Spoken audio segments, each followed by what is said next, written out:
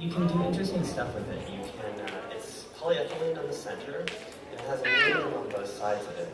The aluminum is thin, it's 0.4 millimeters, and it's just thick enough to hold up to being folded. So right here, you have basically, if I fold this out flat, there's vertical lines and diagonal lines. And that makes a pretty nice little accordion. And it's basically a folding technique that you would use to make a cylinder. And so we decided to use that structurally. This is a fiberglass dome, and it's one that we imported to do a study on. And there's some drawbacks to it. It's cast in fiberglass and it's spherical. So fiberglass is used in RV construction a lot and in boat construction. It's very strong, but it's very heavy. It's also really difficult to manufacture and it's not very workable. This is a material that we decided to use because we could come up with different shapes and characteristics. We could bend it, it could also have flexible characteristics, or we could use joining bends to create really strong joints. I know you're pulling up another one over there. Yeah. Oh. The original dome that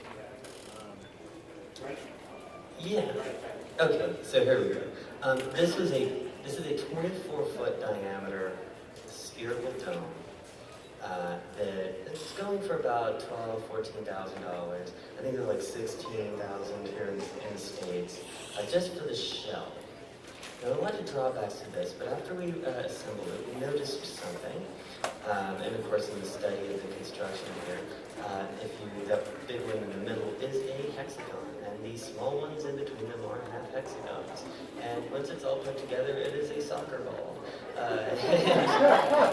Basically, that geometry is repeated time and time again, over and over, for a lot of really good reasons.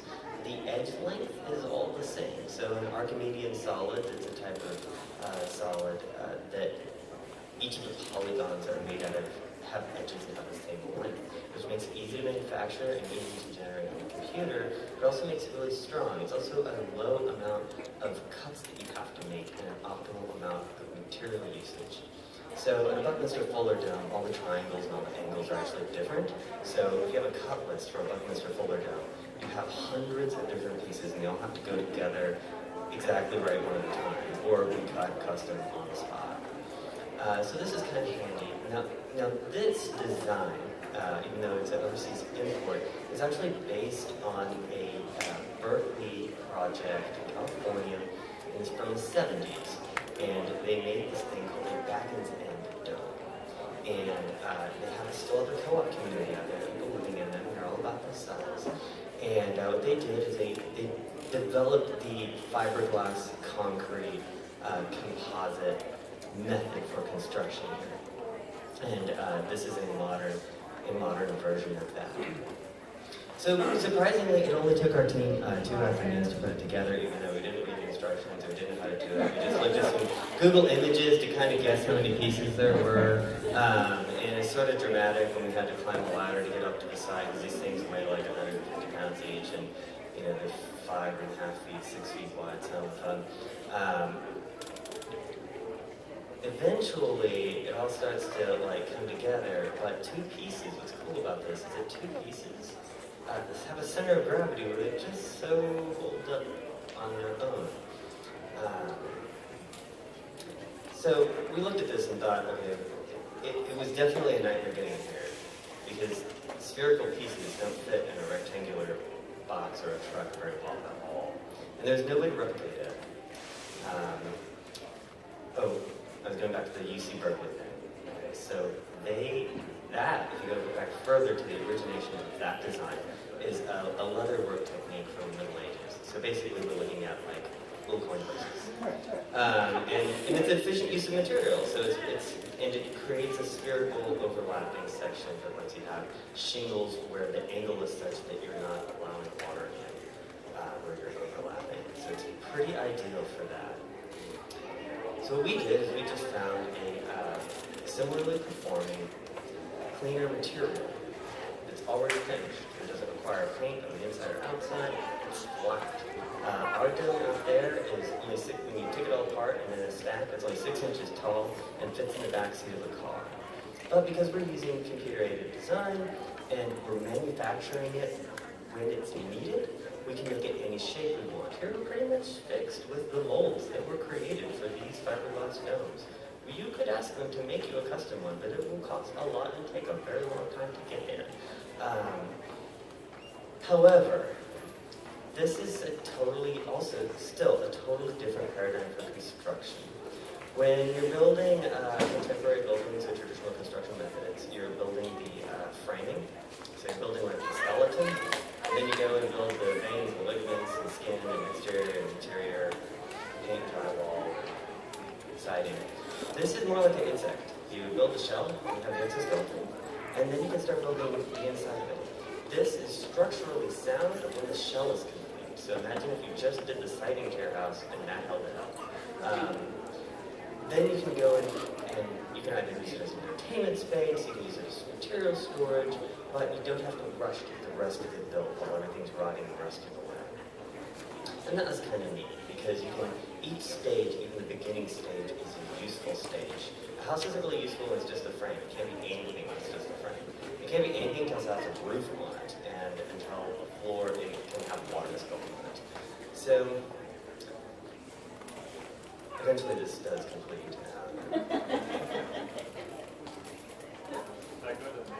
Yes, please. Yeah, so here's our CNC router. You've probably seen this kind of stuff before, and it's becoming much more accessible every single year. There are in every city custom CNC places, individuals, small shops, big shops can do this stuff.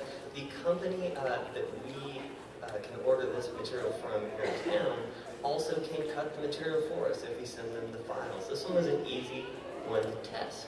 It's just hexagons and pentagons that all have the same edge length. They just have an overlapping flat. I did not even have to put it in 3D CAD to know it would work. And we also do CNC routing, so in our discovery of this material, we got the machine to start playing with it, and that itself was the best investment of all, is getting a machine to make the customization that you're dreaming about that makes you feel comfortable. So now, even if you're kind of like just playing around, or you're making little squiggly lines and just extruding them and making them tall and skinny, which is what I did on some of those vases, that you can use this kind of technology, even if you don't own the equipment, even if you don't really know how it works yet, if you've drawn your dream in your mind, you can make it not a reality pretty quickly. We came up with that design for the folding hexagon thing literally 2 weeks ago. And we don't have a ton of experience with this machine. We've only owned it for 6 months. But just as y'all have learned that it doesn't really take much more than a desire to become an expert home construction contractor, like if you have attempted even a third of this or researched a third of this, you know more about home building than most people you're going to hire for building a home. Especially cookie cutter neighborhoods, mass neighborhood homes. You are an expert at some area now. And I just want to encourage everybody to help be experts in anything you want, and also things that are going to allow you to have even more creative freedom. And go ahead and start exploring with materials. Just find stuff that you can make stuff with, and get a whole library of it. You know, we're not limited, you can all know this, we're not limited by what we can find at the hardware store, or what we can find from a recycled lumber yard. Commercial construction has figured out a lot of cool stuff, especially with this ACM panel. One of these takes about 10 minutes, or 15 minutes or so to cut out. And in terms of what we have over there, it can be any shape or size. So we're not just limited by this repeated geometry that's very symmetrical. We can stretch it and make it longer, give it different shapes. It could be a rubber ducky on made after triangles if you want it to be. And that's something that I really encourage, by the way, is think of the really weird, super challenging stuff, and then try to figure it out. And when you do, you become a genius on that level. You'll go, I know how to do something really advanced, really difficult, even if you're not going to attempt it for some logistic reason. That thought experiment is very healthy, and I think that even this is a very healthy thought experiment. And I mean these houses here, because you can see everything. Go ahead. How big is this robot? That's a 5x5 5x10 CNC router. 5 by 10 feet. Yes. And where's it driving along? With a joystick or It's pre-programmed, of course. So, there's a computer? yes, it's driven by a PC. And the design software, oh, I just want to tell you about the coolest design software that's out there. I do not work for Autodesk, but y'all should get Autodesk Fusion 360 under your belt super soon. If you probably use SketchUp, that's often marketed toward architects and home builders and designers, but it's not very good at assemblies, and it's not very good with rendering, and it's not very good with technical drawings. If you've ever used AutoCAD, even just in high school, if you can draw a box and a line, it is incredibly handy. But Autodesk Fusion 360 is one of the best programs for design, and I think it's the best for building construction type assemblies here. I build my desks with it. Every time we get somebody new in the office, they build their own desk, and they assemble some 2x4s in Fusion 360 and a plywood top, and then we send that plywood top over to our CNC and get it cut out exactly the way that we want. Is this called a cutter or a saw? That's a CNC router. So just like a hand router, if you've gone to a hardware store and look at hand routers, this is basically just that on a robot. And you can do a lot of cool stuff with a hand router too, although it is a lot like painting. It requires being an artist to use. This does not really require being an artist. Each of us is trained on this kind of, in designing for the process. So, of course, you can't tell everybody to go buy a $10,000 CNC machine and have a shop or a two-car garage to put it in, right? But understanding how to design for the process is really important. If you're in Austin, Texas, you can go to our shop and learn how that process works. It's going to open up a lot of opportunities to you creatively. All of a sudden, you're going to go, oh, CNC. I know how to design stuff with CNC. And maybe that's here, maybe that's somewhere else. But that is going to make all of your other design elements, even the manual ones, be a lot easier. Because basically, you spend more time thinking about it and a little bit less time making it. And I'm sure that's as you're dreaming about your dream home, once you start looking at the logistics, you're like, okay, how do I save time here? I need to build a frame out of what? Well, the ball strap looks pretty good, so I'll just send you a pre-cut metal thing. Okay, well, does that change what kind of hardware I'm using to attach to the metal framing? There's all these cascading, resulting effects, so there's choices. And what I tried to do with this one, and what we were trying to do here, is have something to where if we felt like we didn't make a perfect choice, that we could go back and just sort of change parts of it and change a module of it. If we wanted a window, we actually made the first one with no windows. So we just took the pentagons that we wanted to have those windows and put them back on the CNC and cut some windows out of them. And you can do that even with non-automated design. You can think about all of your walls and all of your window frames as modular. You can think about where you're going to set those beams, and if you wanted to make them wider or smaller, depending on how hot that one window you put in ended up actually being, that was going to be a wall now. So it just kind of like, I think it exemplifies some of rapid manufacturing techniques here. And we also, of course, have large 3D printers. We've worked in lots of different industries.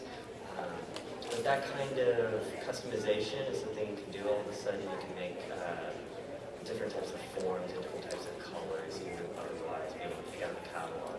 Because I think when you're building a house, you're limited by catalogs.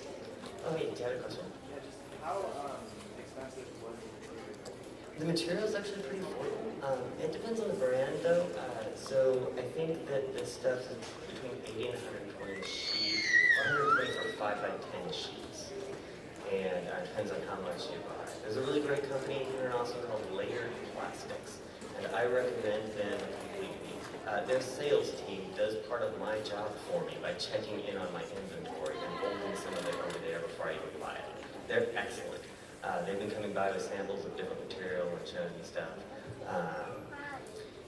We have a full-time CNC operator who worked for another one of the plastic companies here in town. Anybody else have any other questions? I'm baffled. This machine is cutting two-dimensional sheet material. So you turn two-dimensional stuff into three-dimensional shapes? Right. So, because you can bend it, and this is how it's been bent, it's rigid on both sides. It's rigid when it's all one sheet, because it has metal on both sides. If you cut the metal away on one side, all of a sudden you can bend it. And depending on how much you leave and how wide the cut is going to determine the radius and the strength. So we don't need much of a bend radius on the dome. It's like 30 degrees, and then there's another one that's like 30 and 28 degrees. And in order to achieve that, we just do a straight router cut, so nothing fancy. And that lets you get a curved bend radius and overlap. Actually, when I first started wanting to do this, I have a sort of a joke in our prototyping shop. I've got Play-Doh and construction paper. And anytime it's hard to really get the idea out, I bring out the construction paper and Play-Doh and start going, okay, how do we just how's it gonna work? And I started folding this together with paper and went, oh, it does function, deleted functions. And sometimes you just go back to basics here, but you could make this by hand. You could do a lot of stuff by hand. But if you want perfection and the angles and things to fit perfectly, automated manufacturing is definitely the way to go. And there's lots of ways to do that locally where you're at, or through us, if you need some help. Even just to learn about it. Thanks. Yes, I'd like your name and your company's name one more time, please. My name is Marshall Peck. Tiny Dome Homes is the project that we're working on.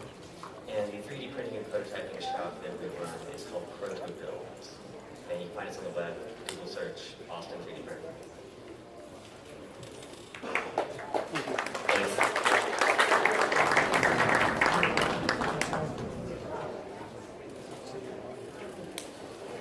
Is there another speaker? Cool. I just have one little other highlight. In this futurist community, I wanted to point out some of the other technologies that we have. This is an Irby electric scooter. It goes 16 miles at 14 miles an hour on one charge. They're becoming really common around the city as urban transportation. I think like this freedom and flexibility of living in an affordable space is going to be supported by these alternative little vehicles or electric vehicles that are perfect for navigating an area like this, where you don't need to have a car and you don't need to have like burning gas and things like that. But this is a really cool foldable Irby, and I have it on display right here. You can have a look at it. But and so this is one of the technologies that I see in this futurist community. And then we also have this Luma robot, where Segway came out with these Luma robots, and we're the first company in Austin to have one of these. And this has an Android operating system. It has an Intel RealSense camera that can scan the interior of any building, and this robot can navigate through the building on its own. It has voice recognition, so I can say, Luma, follow me. It will lock onto my face, recognize who I am, and follow me around the room. And it's also a hybrid robot that you can stand on and manually navigate around here, or it can navigate on its own, or you can use your phone to control it. And we're building all this functionality into it, but I think robots and automation and the future of building and construction are going to have a great synergy together. So I see all of these different elements of this futurist community being collaborative and supportive of each other in providing humans with the needs and separating the things that they don't want to do with the things that they do. And so we're here to explore that and advance that effort, and we hope to bring that to the tiny house movement in supporting the efforts on a larger scale. So if you have any questions, please email us. I know there's another speaker coming up, so thank you all for your time, and we appreciate you.